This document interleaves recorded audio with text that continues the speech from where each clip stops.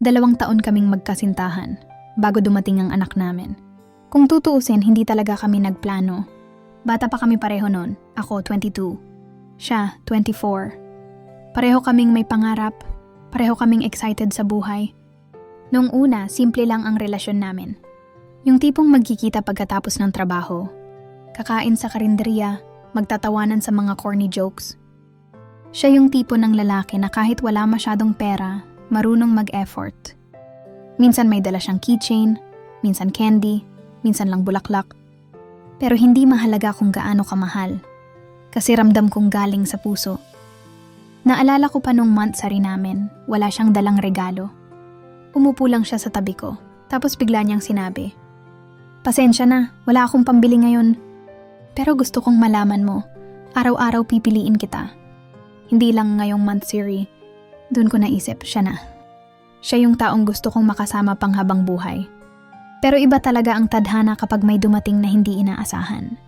Nalaman kong buntis ako isang gabi matapos akong mahilo sa trabaho. Akala ko simpleng pagod lang. Pero nang magpa-check up ako, ayun, positive. Hindi ko alam kung matutuwa ba ako o matatakot. Bata pa kami. Wala pa kaming ipon. Wala pa kaming sariling bahay. Paano kung hindi siya handa? Paano kung iwan niya ako? Pero hindi. Niyakap niya ako ng mahigpit at sabay bulong. Thank you. Thank you kasi binigyan mo ako ng pamilya. Doon ako umiyak. Kasi kahit takot ako, naramdaman kong hindi ako nag-iisa. Mga unang buwan bilang magulang. Magulo, nakakapagod, pero masaya. Una naming hawak sa anak namin. Parang lahat ng hirap worth it. Hindi ko makakalimutan yung titig niya habang buhat-buhat niya ang baby namin. Para siyang naiyak, nanginginig pa nga yung kamay niya. Anak natin to, bulong niya. Tumango lang ako pero sa puso ko para akong sasabog sa saya. Pero habang tumatagal, napansin ko ring nagbabago ang lahat. Yung dating sweet na boyfriend ko naging tahimik. Laging pagod. Ako laging iritado, laging kulang sa tulog. Isang bote ng gatas lang, away na. Isang labahan lang na hindi natiklop, tampuhan na. Hanggang sa dumating yung punto na parang mas madalas kaming nag-aaway kaysa mag-bonding. Naalala ko, isang gabi umiiyak ang baby namin ng walang tigil. Ako, sobrang antok na. Siya naman kakatapos lang mag-overtime. Ako na nga, sigaw ko. Bakit ba lagi na lang ako mali? Sagot niya, tulungan mo naman ako kahit minsan. Balik ko. Ano tingin mo sa akin hindi ko ginagawa ang lahat para sa inyo? Tahimik ang buong bahay pagkatapos nun. Pareho kaming luhaan pero walang gustong mag-sorry. At sa mga sumunod na linggo mas lumala lang. Minsan, nakikita ko siyang nakatitig lang sa anak namin. Kita ko yung pagmamahal niya bilang ama. Pero pagdating sa akin iba na. Parang wala na yung spark. Ako rin, ramdam ko. Mahal ko siya, pero hindi ko na alam kung partner pa ba kami or co-parent na lang. Hindi ko alam kung bakit pero parang unti-unti kaming naglalayo. At dumating yung araw na pareho naming binitiwan ang salitang ayaw naming sabihin. Hiwalay na lang tayo. Hindi madali. Umiiyak ako, siya rin. Pero totoo, hindi na healthy. Nagkasundo kami, co-parenting. Hindi para sa amin kundi para sa anak. Hindi na tayo pero hinding-hindi ako mawawala sa anak natin, sabi niya. Wag na wag mong gagawin, sagot ko. Halos hindi makapagsalita sa iyak. At mula noon, ganun na ang setup. Siya nasa abroad. Ako naiwan dito para alagaan ang anak. Siya, consistent sa tawag, sa padala, sa effort. Ako sanay sa pagiging single mom. 3 taon kaming ganun. 3 taon ng tahimik na pakikipaglaban sa sarili. 3 taon ng pagpapanggap na okay lang. 3 taon mula nung naghiwalay kami. Sa simula, akala ko madali. Ang dali kasing sabihin sa sarili na kaya ko to para sa anak ko. Pero sa bawat gabi na kailangan kong patulugin ang bata ng mag-isa, ramdam ko kung gaano kabigat. May mga gabi na umiiyak ako habang bitbit ang anak ko. Hindi ko na alam kung dahil ba sa pagod, sa lungkot, o dahil miss ko rin siya. Yung taong kasama ko noong mga unang buwan ng pagiging magulang. Pero kahit ganun, hindi ko siya masisi. Nasa abroad siya. Ginagawa niya ang lahat para masuportahan kami. Hindi siya pumalya. Hindi siya nagkulang bilang ama. Kahit magkalayo kami, consistent siya. Tatawag gabi-gabi para kumustahin ang anak. Minsan kahit nasa trabaho pa siya, magvi-video call lang para makita ang ngiti ng bata. Daddy, tingnan mo! Sabay pakita ng anak ko ng drawing niya. Wow, ang galing naman ng baby ko. Kita kong nangingilid ang luha niya sa kabilang linya. At kahit mahirap, natuto akong magpasalamat. Oo, hindi na kami. Pero hindi rin niya kami iniwan. Sa totoo lang, mahirap maging single mom. Hindi lang dahil sa pagod, kundi sa mga bulong ng tao. Sayang hiwalay agad. Bata pa kasi nag-anak na. Broken family. Masakit, pero tinanggap ko. Kasi alam ko, kahit hindi buo ang relasyon namin bilang mag-asawa, buo pa rin ang pagmamahal namin sa anak. Isang gabi, habang nagluluto ako, tumunog ang phone ko. Siya. Uwi ako, sabi niya. Gusto kong makita at makasama ang anak natin. Kinabahan ako. 3 taon kaming hindi nagkita ng personal.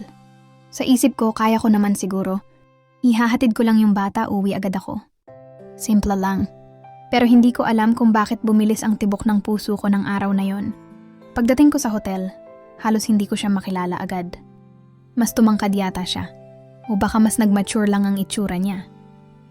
Hindi na siya yung lalaking iniiwan ko sa sofa habang nag-aaway kami. Ngumiti siya. Hi! Hi! Sagot ko din. Daddy! Sigaw ng anak namin, sabay takbo papunta sa kanya. Niyakap niya ng mahigpit, parang ayaw ng bitiwan. Ako, nakatayo lang nanonood.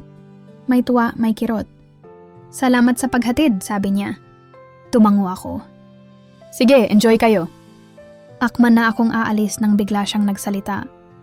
Wait, may pasalubong ako para sa pamilya mo. Nasa taas, sama ka na saglit. Nag-alangan ako pero sumama na rin.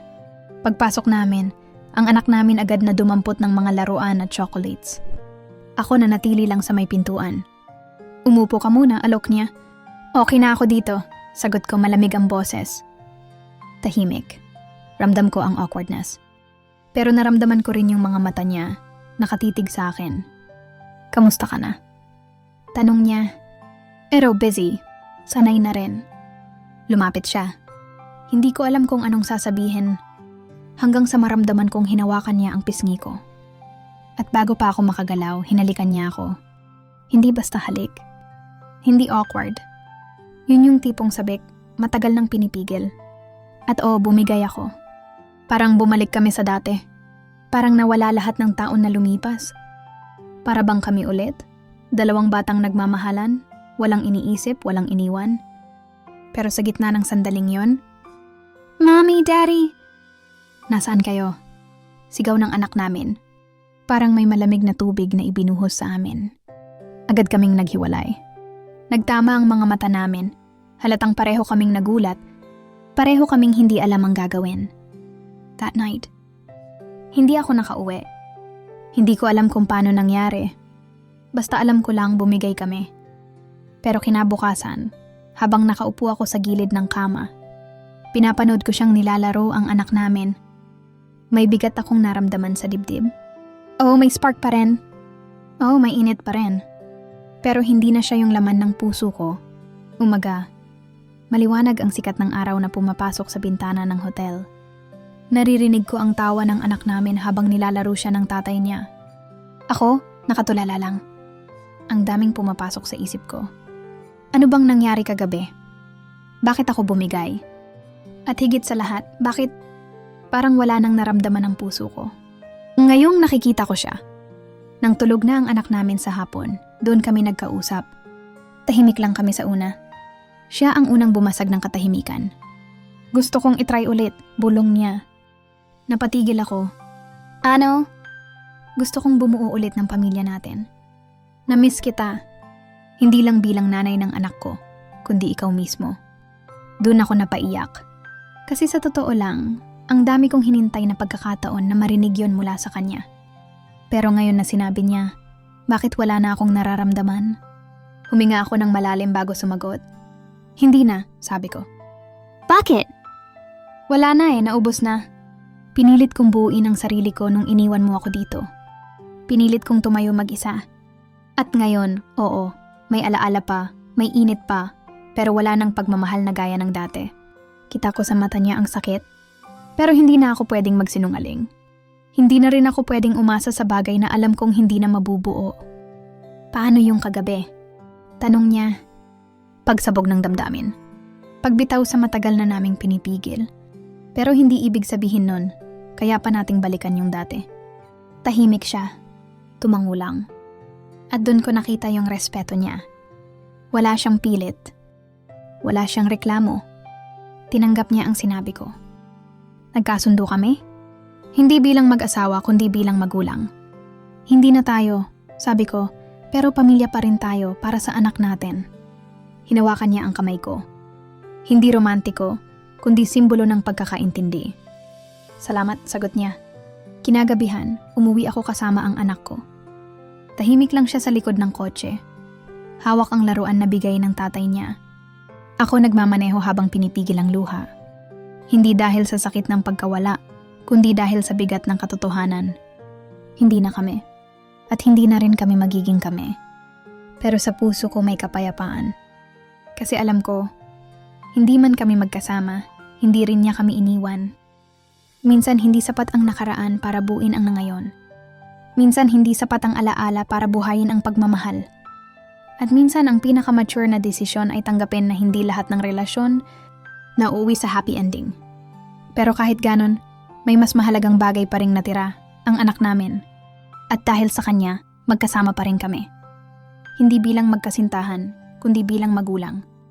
At doon natapos ang kwento namin, hindi sa kasalan, hindi sa pagbabalikan, kundi sa co-parenting. At alam kong sapat na yon.